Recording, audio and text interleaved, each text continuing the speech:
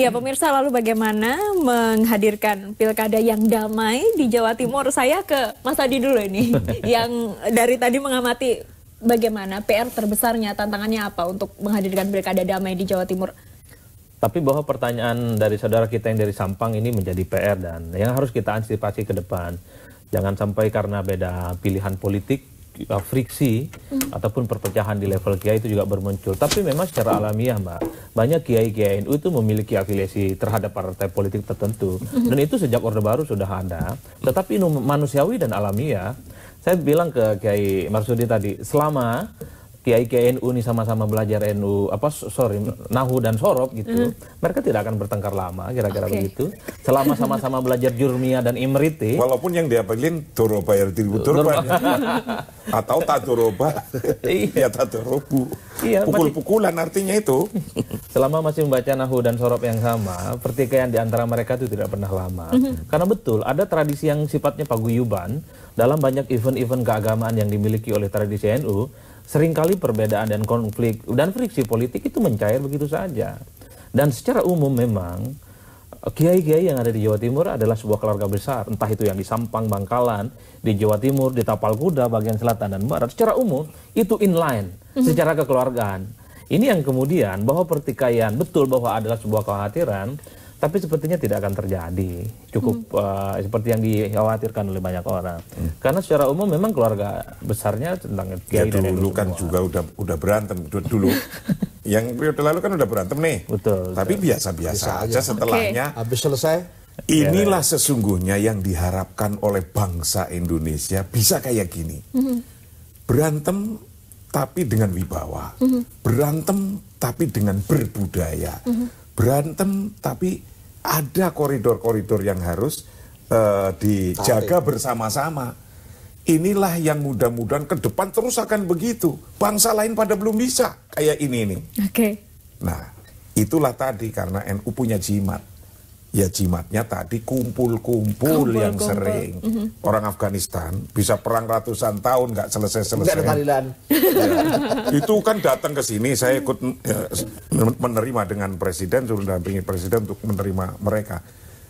Kenapa ratusan tahun nggak rampung-rampung? Karena nggak ada kumpul-kumpul.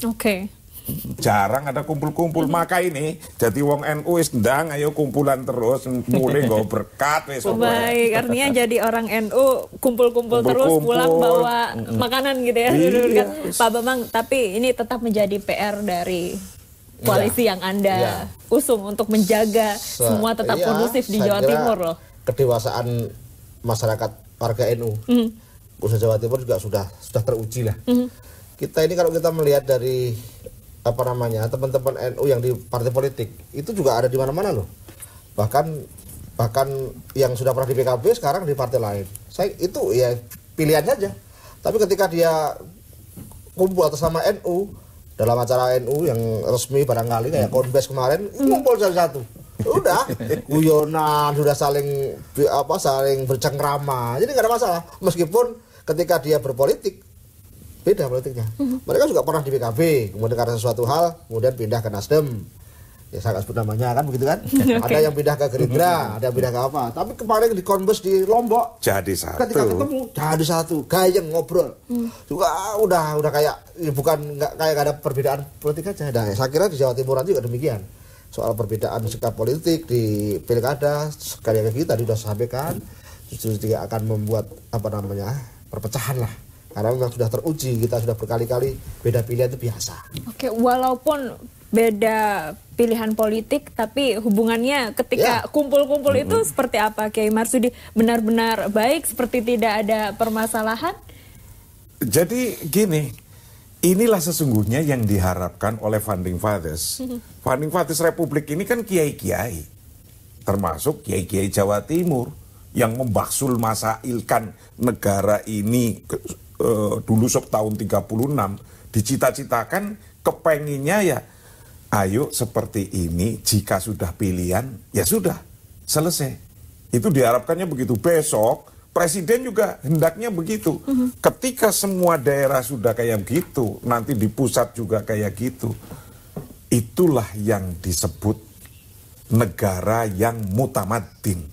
negara yang beradab, negara yang sudah bisa menjunjung hukum bersama-sama, berantem pada jalur di tempatnya, pada tempatnya sesuai dengan aturannya. Baik, Mas Adi, ada beberapa kemungkinan yang tadi di awal Anda sampaikan, dua calon ini yang dua-duanya dari NU atau kemudian akan muncul satu calon baru. Kalau Anda lihat dinamika politik yang ada di Jawa Timur, kedewasaan kiai-kiai NU yang ada di Jawa Timur juga, dan peta politik di sana, apakah memang segampang itu setelah kontestasi pilkada semua kondisi akan kondusif, Mas Adi? Ya, saya setuju dan saya cukup yakin bahwa perbedaan friksi pas pilkada itu akan berakhir dengan indah, kira-kira begitu. Ini bukan hanya menyangkut soal paguyuban dan kumpul-kumpul yang sering dilakukan oleh teman-teman KNU, tapi memang sudah muncul budaya politik yang itu dimiliki oleh NU. Sekali lagi Mbak, NU ini kan terlibat dalam sejarah kemerdekaan. Tahun 55 juga pernah ikut kontestasi pemilu. Betul sudah teruji mental modelnya, berpolitiknya juga maju. Bahkan selama Orde Baru, di bawah kengkangan dan kekuasaan yang cukup despotik, NU juga tidak melakukan letupan-letupan apapun. Baru setelah reformasi 99 sampai sekarang, diaspora muncul kandidat-kandidat NU yang hampir menyebar di banyak kandidat, hampir menyebar di banyak partai politik. Tapi memang karakter dan budaya politik teman-teman NU satu. Memang mengedepankan ukhuwah Islamiyah itu. Kalau sudah kumpul, yang ngomongin bukan partai ataupun calonnya, tapi pasti yang ditanyakan, masih nahu nggak? Masih sorok nggak? Masih jurmiyah nggak? Masih imriting nggak? Kapan haulnya? Kapan haulnya? Anaknya wis piro? Anaknya kapan? Sudah berapa? Mauludnya kapan? Gitu pasti ya. juga yang ditanyakan adalah apa jenis rokoknya? Baik. Ini yang kemudian susah untuk selalu menghadap-hadapkan politisi dan ulama-ulama NU tuh dalam sebuah konflik yang berkepanjangan. Kalau sudah rokok ada, semua konflik selesai. Kopi. Nah, ditambah kopi kira-kira. Ini calonnya ada yang perempuan. Lalu apa yang bisa kemudian mencairkan, Kiai? Ya gini ya, coba kita lihat negara yang lain ini. Belum bisa calon perempuan. Oke. Iya kan? Ya. Kok calon perempuan nyalon tuh kayak gini? Di banyak negara lain belum bisa. Di Indonesia, republik yang termasuk NU mendirikannya, di kandangnya NU pula ada calon perempuan. Coba bayangkan. Inilah maka orang-orang luar negeri ingin belajar ke Indonesia. Ketika ingin belajar ke Indonesia, kemana larinya? Ya ke NU. Afghanistan dan beberapa negara-negara lain. Itu begitu itu. Maka ketika demikian, sekarang dalam muamalah yang sifatnya, ini kan sifatnya muamalah yang urusan bagaimana memilih pemimpin di wilayahnya. Di Jawa Timur, baik. Di Jawa Timur.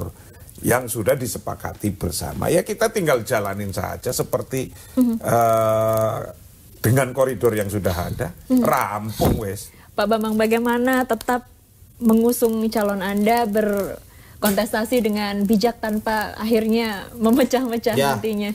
Kita yakin, optimis, kita jaga bersama kondisivitas Jawa Timur ini, dan juga dengan menatap ke depan, optimis dan keyakinan, ya tentu pasangan yang kita usung yang akan menang. Sehingga nanti kalau sudah kita memenangkan pasangan yang kita usung, tentu kita juga akan rangkul semuanya, potensi-potensi NU, pesantren, kiai yang sementara dalam perbedaan sikap itu agak berserakan, ya nanti tugas Gus Ipul untuk dan Mas Anas untuk semua merangkul semua sehingga kita bersama-sama lagi untuk membangun Jawa Timur. Baik, kalau Kiai Marsudi tentu saja siapapun yang menang dua-duanya NU. Nah, Insya Allah. Kalau boleh saya tambahin nih satu menarik Mbak, bukankah Bu Oviva perempuan?